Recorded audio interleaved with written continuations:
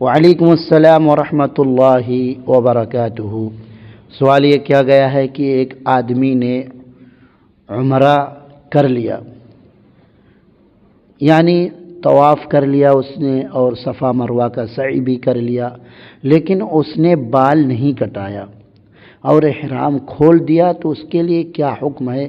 کیا اس کے اوپر کوئی دم وغیرہ پڑے گا یا نہیں؟ اب وہ کیا کرے؟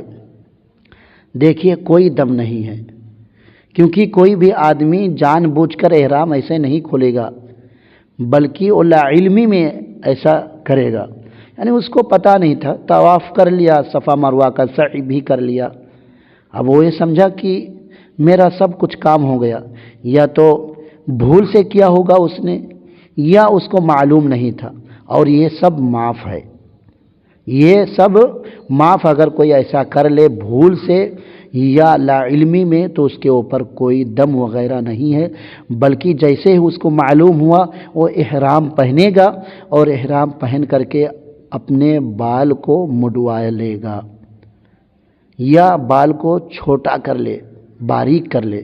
یہی دو چیزیں ہیں۔ بعض لوگ تھوڑا تھوڑا بال کاٹتے ہیں، یہ طریقہ سنت کے خلاف ہے، یا تو محلقین ہوں گے یا مقصرین ہوں گے۔